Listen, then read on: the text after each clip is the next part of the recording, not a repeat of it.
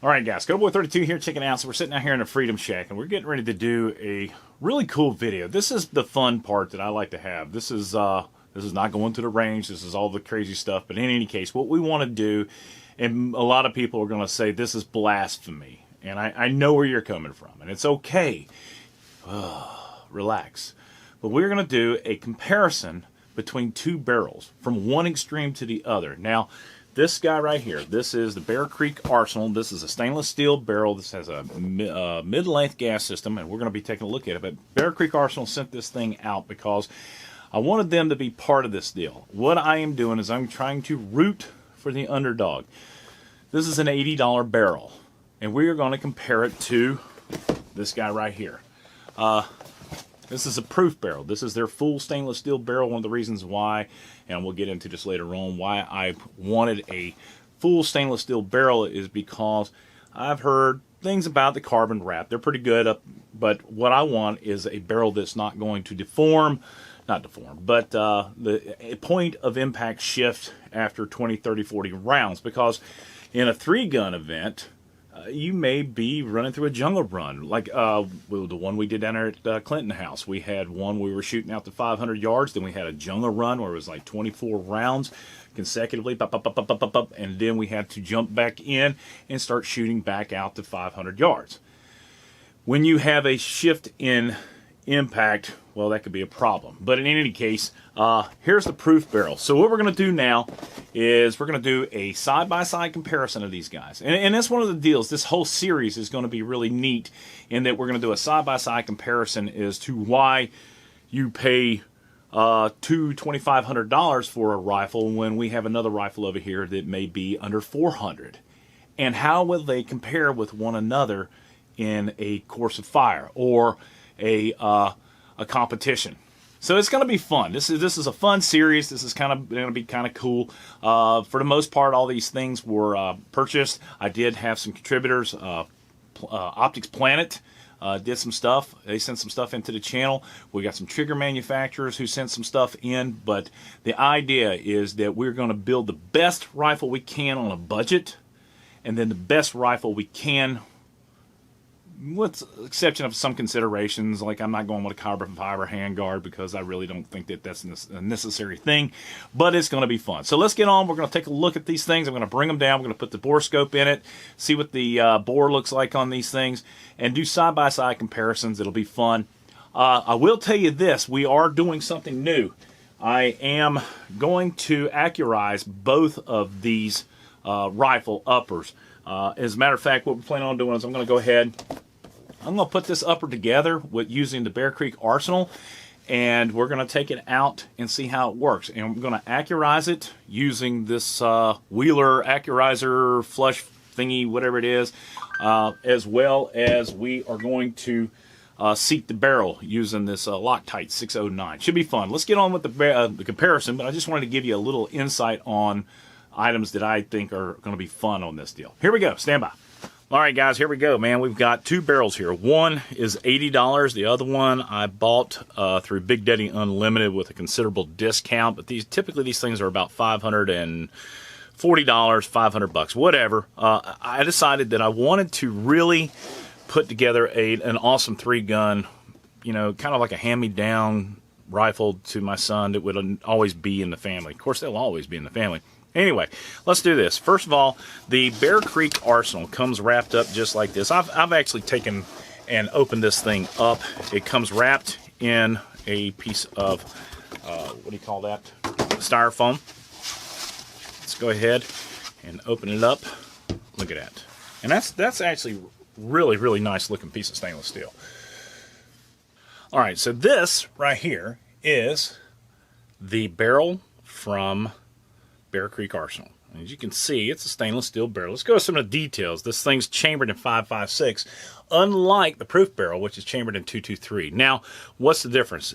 There's a little bit more tolerance in the chamber of a 5.56 than there is in a 2.23 Wild. Now, what does that mean? It means that the jump and the expansion of the shell casing is going to be limited, where in a 5.56 it's a larger chamber and it's more forgiving. So over a period of time, you may experience, well, you know what, I don't want to get into the details because everybody's going to hammer me on if I'm wrong on something. But in any case, that's what the chamber looks like in this Bear Creek Arsenal. Let's go ahead real quickly and just do a real quick flyby. It's a very nice looking barrel. Now, it does look like at one point in time they had what appears to be a gas block attached to this thing. Also, you can tell right here you've got some areas where it looked like some screws were on it. I don't know if this is something that I'm worried about, but no big deal. Look right there, we've got it where it says 556 NATO. Very cool. 1/2 by 28-inch threads. You can see the crown. Not much of a crown on the barrel itself, but I will tell you this. The interior of this guy is awesome looking, from what I've seen. But in any case, you can see the chamber, and it's clean as M4 feed ramps. Let's go ahead and pull the proof barrel out and see what it looks like. Okay, so proof barrels are pretty much known for their accuracy. These things are handmade. They are hand lapped. They are pretty much awesome. This thing's serial numbered, and this is the way it came. You do get it just like this. This barrel is reasonably a lot heavier than the Bear Creek Arsenal. It also comes with its own gas tube. Reason being is this is an intermediate gas system, and I just wanted to show you guys what the differences are between a mid-length and an intermediate. As you can see, the gas holes are a little bit longer. And I've actually taken this and put it on the rifle build itself, kind of mocking it up. I've scarred up the barrel a little bit right there. But I will tell you this, very, very nice looking barrel. Let's go ahead and pull this cap off.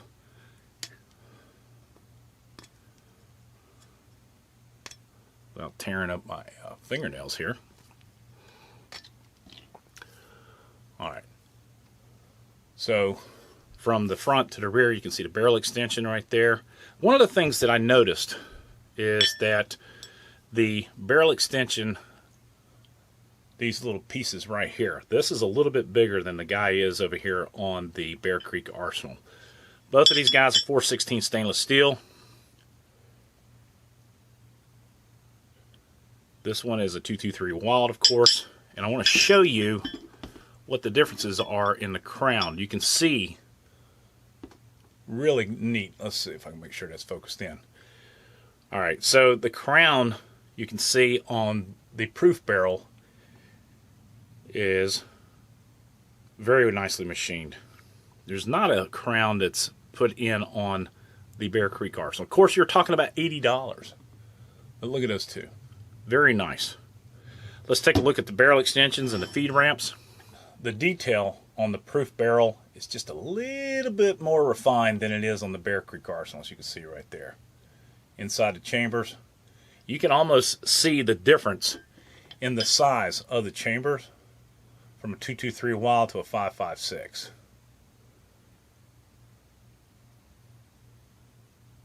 Okay. When we were talking about weight, let's go ahead and pull the old scales out here. I know people, that's probably making people cringe. The Bear Creek Arsenal barrel is 2 pounds 1.1 ounce. Now here's the difference, and this is one of the reasons why I went with the full stainless steel barrel on the proof. And we'll do a full-blown review on this guy here very shortly. But this thing is 2 pounds 8 ounces right off the bat. One of the things that I wanted to go with a thicker profile barrel, and not primarily the carbon fiber, is that I needed this thing to withstand the changes when you're shooting. The point of impact is very, very important. All right, so here we go. I've dimmed the lights down so you can see exactly what's going on, but we're going to go ahead and put this thing in. There's the endo snake. There's the chamber, as you can see right there. Tooling marks aren't that bad. Let's go ahead and look. There's the M4 feed ramps. And what I want to do is just a comparison. As you can tell, there's some bits and pieces on there. Wow, this thing really does do some good definition work. Alright, so there's the interior of the chamber. There we we go. That's where your shell casing sits. And then you've got the neck, and there come the landings and the grooves. Okay? All right, so one of the first things, the comments I've started looking into this thing was I was like, wow, look at that. Let's go ahead and brighten that up a little bit for you. I was like, wow, look at the interior. And I was like, wait a minute, this is the Bear Creek Arsenal. So what I'm seeing looks like there's some evidence of some copper in here. But that's where your landings are. You guys, if y'all who are more versed on this stuff, let me know. But maybe they test fired the barrel. I don't know. Look at that thing. That's a good looking barrel. But yeah, those look like that looks like copper. So let's keep going. Now I've got the lights turned off so you can see a little bit more about what's going on. So wait a minute. There is the gas port. Gas port's clean. I hope that's a gas port. Let's just see here. Hold on.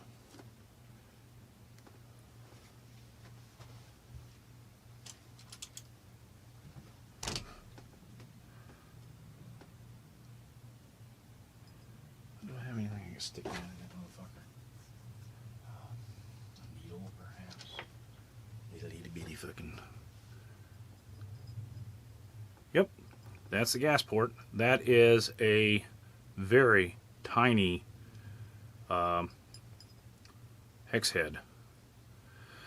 So anyway, I like the fact that you don't have any kind of debris that's poking out. And then we follow it on down, and there's the exterior, as we can see the end of it coming. Bring it on back out. Now, let's go ahead. So we got that taken care of. Let's take a look at the Proof Research barrel. Now there, see the tooling on the M4 feed ramps. There's the interior. Here comes the chamber. That thing is, isn't it beautiful? All right, and here's the interior.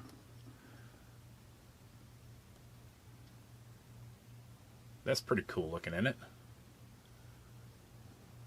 It's almost like a mirror polish. You can't even see what's going on. Now, I've not run any kind of a brush through this thing. Before these things go on a rifle, I will guarantee you that there will be a, I will treat these. That's a mirror polish. Where are the grooves? They're barely there. But they are there. Let's see here. Looks like we got a gas port. There's our gas port right there.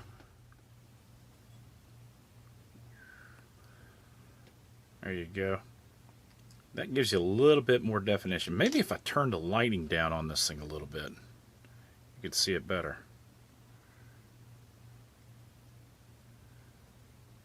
No.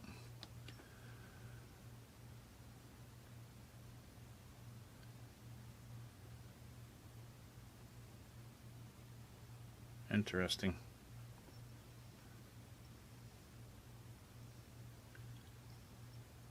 And there's the end.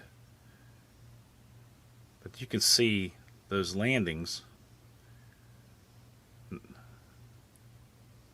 That's a better image right there of what the landings and the grooves look like. That's a interior of a $500 barrel, plus or minus. Pretty cool, I think. There they are.